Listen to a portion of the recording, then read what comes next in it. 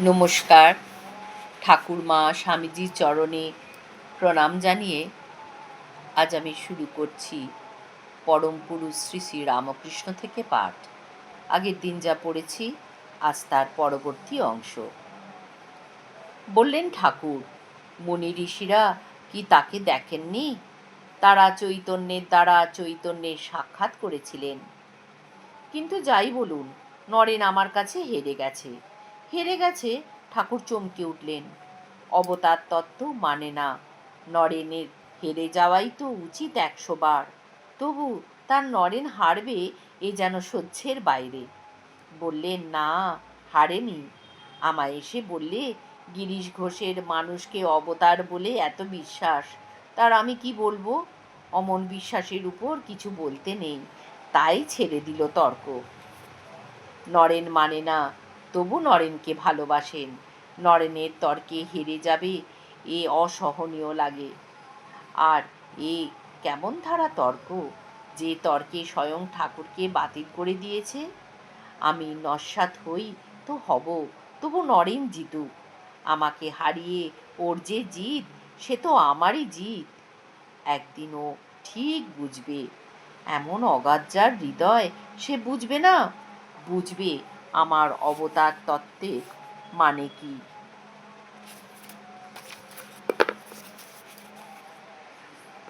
অবতার তত্ত্বের মানে হচ্ছে এই: সকলেই তাঁর অবতার, সকলেই তাঁর প্রতিচ্ছায়া।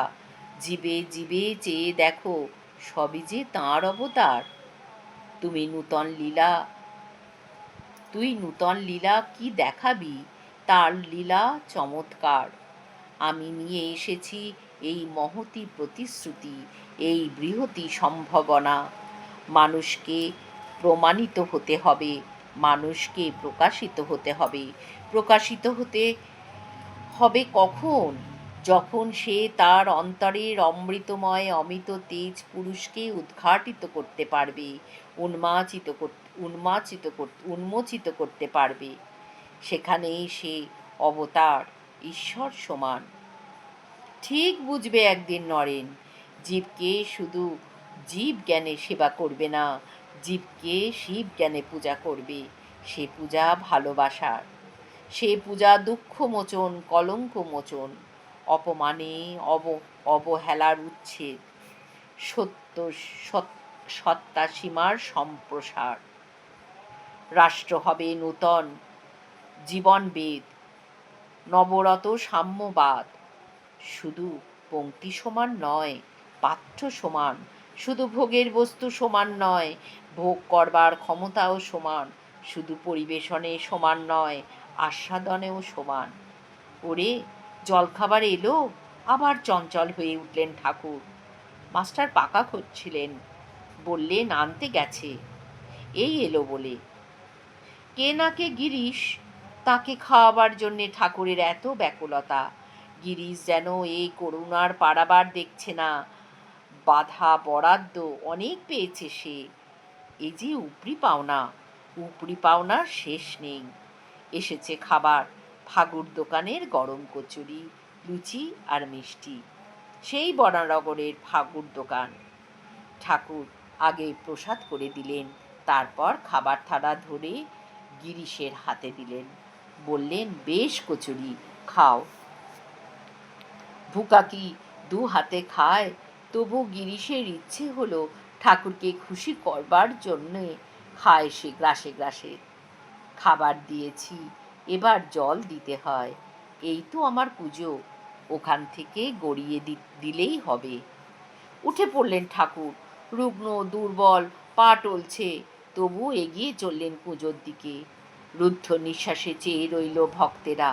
গিরিশও স্তম্ভিত। বাধা দেবার কথাই ওঠে না। সবাই দিব্যানন্দে বিনিশ্চল। ঠিক জল গড়ালেন পুজো থেকে। বৈশাখ মাস। গ্লাস থেকে খানিকটা জল হাতে নিয়ে অনুভব করলেন যথেষ্ট ঠান্ডা কিনা। যতটা ভেবেছিলেন ততটা নয়, কিন্তু কি আর করা যায়? এর চেয়ে ঠান্ডা আর পাবেন কোথায়? অগত্যা তাই দিলেন এগিয়ে।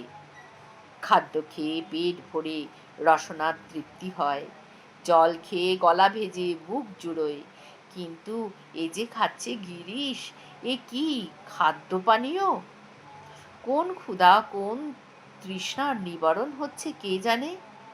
খেতে খেতে বললে গিরিশ, দেবেনবাবু সংসার ত্যাগ করবেন।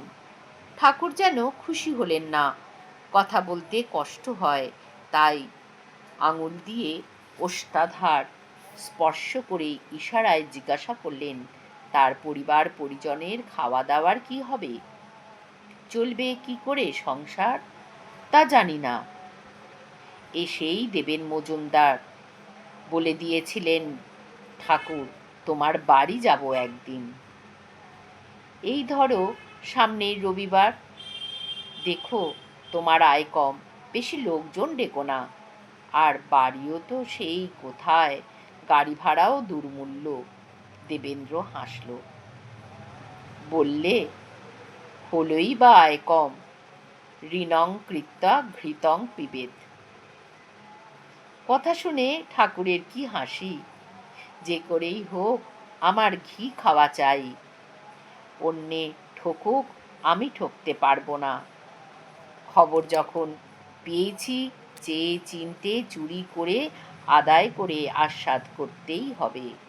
ওং নিরঞ্জনম নিত্যামনন্ত রূপম ভক্তানুকম্পার্জিত বিগ্রহম বৈ ঈশাবতারাম পরমেশমিদ্যাম ত্বং রামকৃষ্ণম শিরসা নমামো।